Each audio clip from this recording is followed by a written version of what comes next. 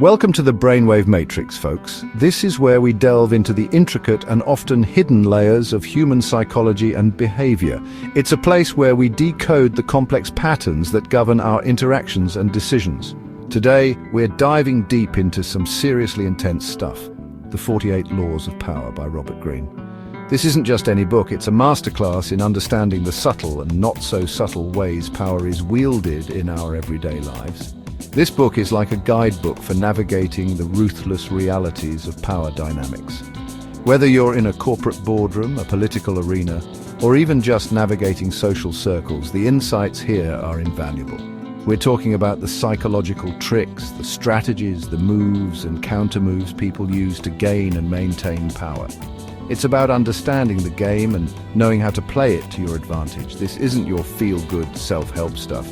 It's not about making you feel warm and fuzzy inside. It's about raw, unfiltered reality. It's about the darker side of human nature and how to navigate it effectively. This is raw, it's real, and it's about understanding how the world works on a deeper level. It's about peeling back the layers and seeing the world for what it truly is, not just what we wish it to be. We're going to break down 10 of these laws today, and trust me, this is the kind of knowledge that can change how you see the world around you. Each law offers a unique perspective and a powerful tool for navigating the complexities of power. Make sure you hit that subscribe button and the notification bell so you don't miss out on future deep dives like this. We're just scratching the surface here, and there's so much more to explore. Let's get into it. Law number 1 is all about understanding your place, man. It's about recognizing the dynamics of power and knowing how to navigate them wisely. It's about knowing when to shine and, more importantly, when to hold back. Sometimes, the smartest move is to let others take the spotlight. You see someone in a position of power, your instinct might be to impress them, right? You want to show them your worth, your capabilities and your intelligence. Show them how smart you are, how capable you are. You think that by doing so, you'll earn their respect and admiration. But Greene says that's a mistake. It's a common misconception that being the brightest star will always lead to success. Think about it. If you outshine the master, you're making them feel insecure. You're inadvertently challenging their authority and position. You're making them question their own position. They start to see you as a threat rather than an asset. And when people in power feel threatened, they lash out. They might not show it immediately, but the seeds of distrust and resentment are sown. They cut you down to size. They find ways to undermine you, to remind you of your place. History is full of examples of this. From ancient courts to modern boardrooms, the story remains the same. Look at what happened to some of the advisors to powerful kings and emperors. They got too ambitious, too confident in their own abilities. They got too big for their britches, started offering unsolicited advice, and ended up getting exiled or worse, executed. Their downfall was swift and brutal. The lesson here is clear. When you're dealing with someone in a position of power, your job is to make them feel secure. Your role is to support them, not to overshadow them. Make them feel like the smartest person in the room. Praise their ideas, support their decisions, and always show deference. Subtly demonstrate your value, but never forget who's really in charge. Your wisdom lies in your ability to navigate these power dynamics with grace and tact. This one might sound harsh, but it's about being strategic. We all like to think the best of people, especially our friends. But the truth is, friends can be unreliable. They have their own agendas, their own insecurities. And when you're climbing the ladder of success, those insecurities can turn into jealousy, into betrayal. Enemies, on the other hand, can be surprisingly useful. They keep you sharp. They force you to up your game. Plus, there's nothing like a common enemy to bring people together. Think about it in terms of business deals, political alliances, even personal relationships. Sometimes the enemy of your enemy can become your most valuable ally. It's about recognizing opportunities and understanding that not everything is as black and white as it seems. This is all about being a chess master, not a checkers player. You don't want people to see your next move coming. If they know your intentions, they can prepare for them, counter them, or even use them against you. Keep your cards close to your chest. Let people think you're going one way while you're secretly maneuvering in another direction. This isn't about being manipulative, it's about being strategic. I've seen this firsthand in the podcasting world. You've got to be careful who you trust, what you reveal about your plans. There are a lot of sharks in the water, man. They see you making moves. They might try to steal your ideas, your guests, your whole damn audience. Silence is golden, my friends. The more you talk, the more common you appear. The more you reveal, the less power you hold. Think about the people who command the most respect, the ones who seem to have this aura of authority around them. They're usually not the loudest ones in the room. There's a study by UCLA that found that only 7% of communication is based on the actual words we say. The rest is body language, tone of voice, and other non-verbal cues.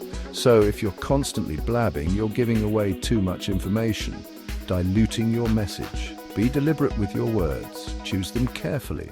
Let your silence speak volumes. Your reputation is everything. It's the foundation upon which you build your success, your relationships, your entire life. In the age of social media, it's more important than ever to cultivate a strong, positive reputation. There was a study done by Harvard Business School that found that a one-star increase in a company's Yelp rating can lead to a 5 to 9% increase in revenue. That's insane. People trust online reviews as much as they trust recommendations from friends and family. So how do you guard your reputation? Be consistent in your actions. Be true to your word and be very careful about what you say and do online. Once something's out there, it's out there forever.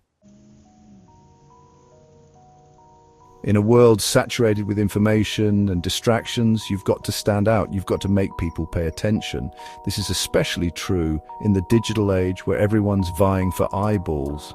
Look at social media influencers, man. They understand this law better than anyone. They create content that's designed to grab your attention, to evoke an emotional response. They're not afraid to be bold, to be controversial, even to be outrageous. Now, I'm not saying you need to go out and become a TikTok star, but you do need to find ways to make yourself and your work stand out from the crowd. Be bold, be creative, and don't be afraid to take risks. This one might sound a little Machiavellian, but it's about leverage, baby. The art of getting others to do the work for you while you take the credit is a skill that can propel you to new heights in your career. It's not just about being lazy or manipulative. It's about being strategic and understanding the dynamics of leadership and teamwork. You can't do everything yourself. Trying to juggle every task will only lead to burnout and inefficiency. The key is to recognize your limitations and focus on what you do best. You need to learn how to delegate, to build a team of talented people who can help you achieve your goals. Delegation is not just about offloading work, it's about empowering others and leveraging their strengths to create something greater than the sum of its parts. But here's the catch. You need to be smart about it. Delegation requires trust and clear communication. You need to set clear expectations and provide the necessary resources and support for your team to succeed. You need to be the one setting the vision, directing the show. As a leader, your role is to provide direction and inspiration. You need to articulate a clear vision and ensure that everyone is aligned with the goals and objectives. And when the project is successful, you need to be the one who takes the credit. This doesn't mean you should ignore the contributions of your team, but rather you should position yourself as the driving force behind the success. Think about Steve Jobs, man. He was the face of Apple, the visionary who was credited with the company's groundbreaking innovations. He didn't personally design the iPhone or write the code for the Mac. Those tasks were handled by a team of incredibly talented engineers and designers, but he was a visionary leader who knew how to assemble and inspire a team of brilliant engineers and designers. He understood the importance of surrounding himself with the best people and creating an environment where they could thrive. And when those products were successful, he made sure everyone knew who was in charge.